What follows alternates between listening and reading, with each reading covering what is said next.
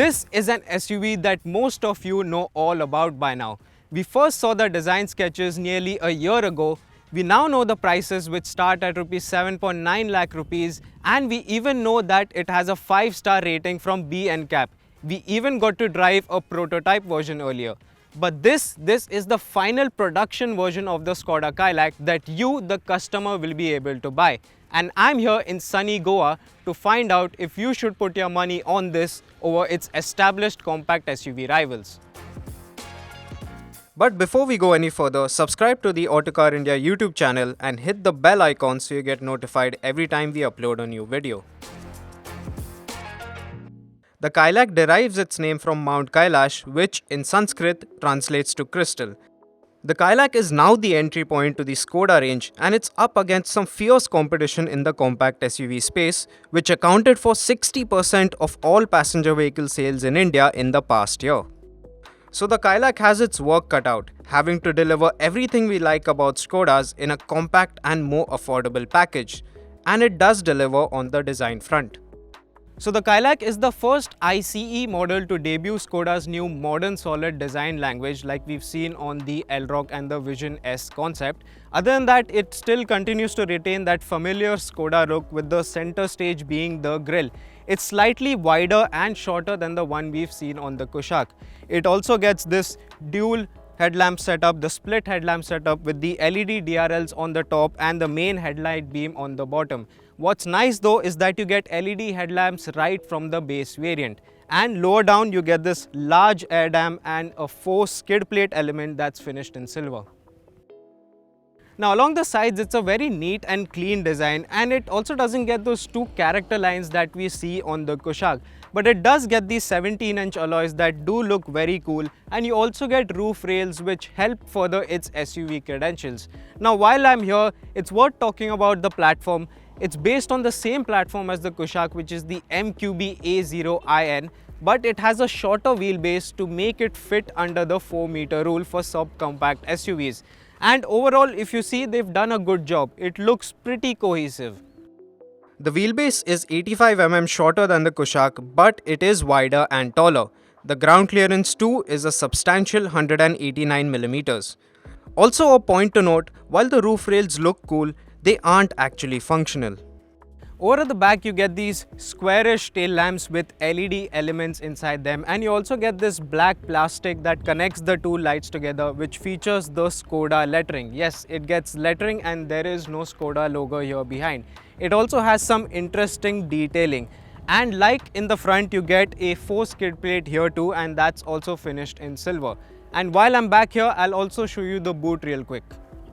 So the boot space is 446 litres, that's measured up to the roof, but if you measure up to the parcel tray, that's 360 litres. But still, it's got a nice shape and it can pack in quite a bit, but it does have a bit of a loading lip. And if you do need to carry more cargo, the rear seats also split and fold in a 60-40 ratio.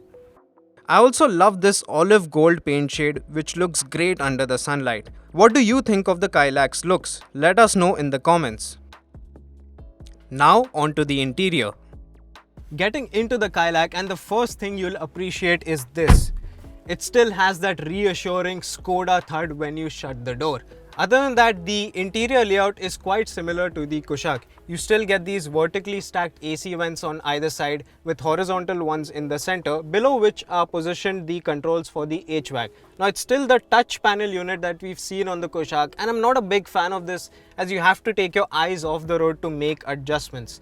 Other than that, I really like this steering wheel. It feels really nice and high quality. I also like the knurled effect for these rotary dials they've done. You get a 8-inch digital instrument cluster which is configurable. Then there's this 10-inch touchscreen which gets a new user interface. The new user interface brings new colors and layouts for the touchscreen. The screen itself is high in resolution, slick to operate, and features wireless smartphone connectivity. Now talking of materials, they are hard in keeping with this car's affordable price tag, but Skoda has done good to add a bit of color to it by giving these green inserts here and this interesting texture on the dash. Also, the seats are quite comfortable and accommodating, and there's loads of adjustability for you to find your ideal driving position.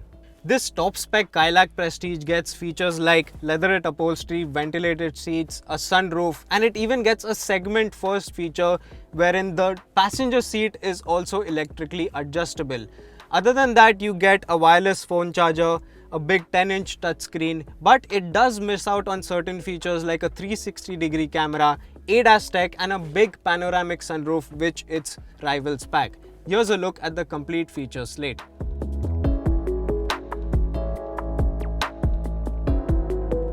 As mentioned earlier, the Kylaq has received a full 5-star crash safety rating from Bharat NCAP. Standard safety kit includes 6 airbags, ESC and ISOFIX child seat mounts.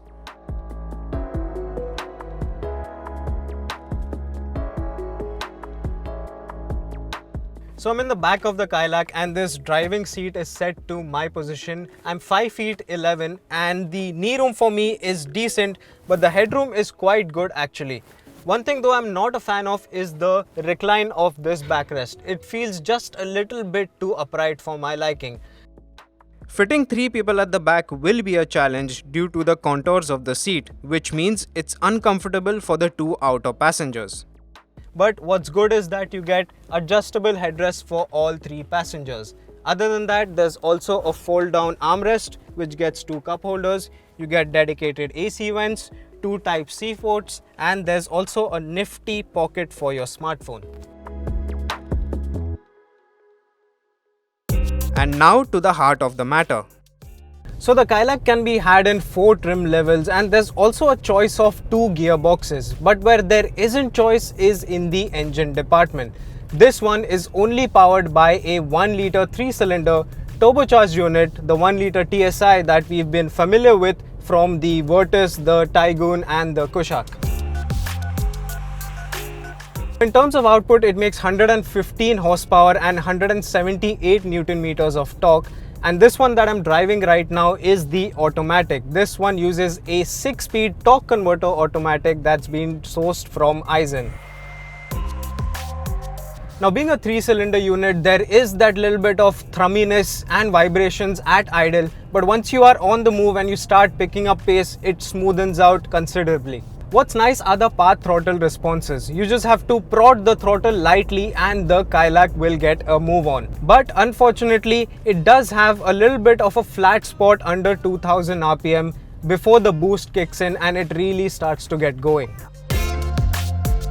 After that though, this engine has a really strong mid-range and it pulls cleanly all the way to the 6000 RPM red line. And while road and tyre noise is fairly well contained in this SUV, you can hear a bit of the engine, especially when you're revving it out. We also did a quick 0 to 100 test. Now this is not to Autocar standards, but we did get a time of 11.9 seconds, which is respectable.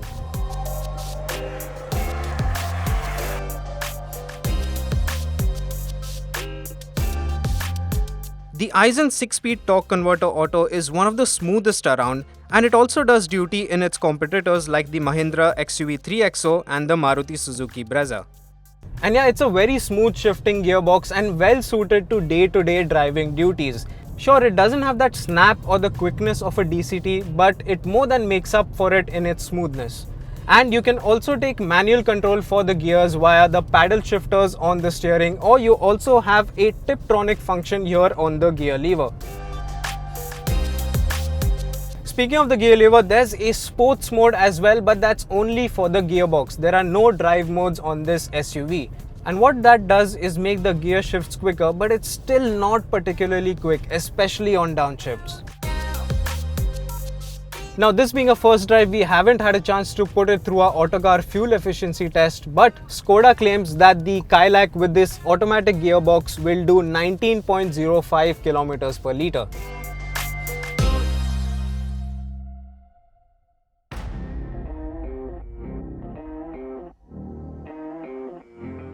So now I've swapped over to the manual variant of the Kylaq and it gets a 6-speed unit while the output from the engine remains the same. Now this being a manual, not only is the fuel efficiency better, but the performance is better as well. Skoda claims this one will do 19.68 km per litre, and in a preliminary 0 to 100 kph test, this one did it in just 11 seconds. The gearbox has well-defined gates, and I like that it has short throws, but it does take some effort to slot in gear. And even though the clutch is fairly light, the travel is long and the bite point is fairly late, so you'll have to get used to that modulation. Other than that though, this manual impresses with its in-gear drivability, and if you are an enthusiast, this manual should be your choice.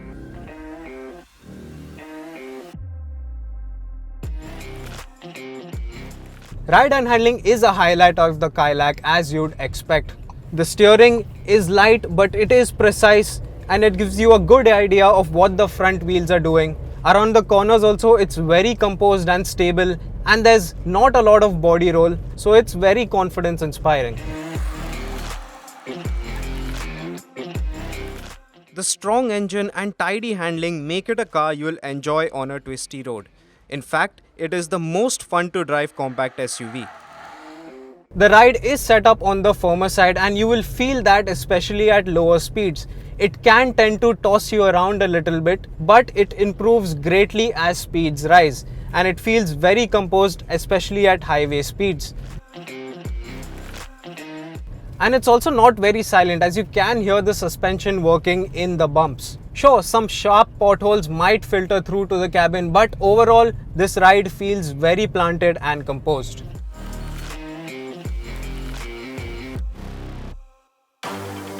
In short, the Kylaq is a compact SUV for those who enjoy driving.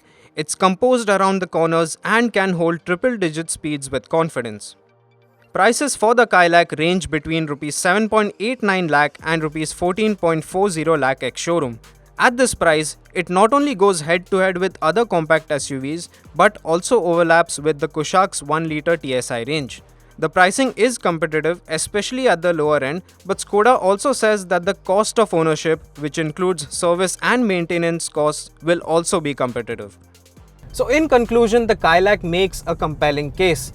It has a strong mechanical package, it has a lot of features, and it's attractively priced as well. It offers 90% of what the Kushaq does, but for 75% of the price, and that is a good deal. The Kylaq brings a European flavor to the sub-4 meter SUV segment, so before you buy your next compact SUV, make sure you give the Kylaq a shot, as it might just sway your decision.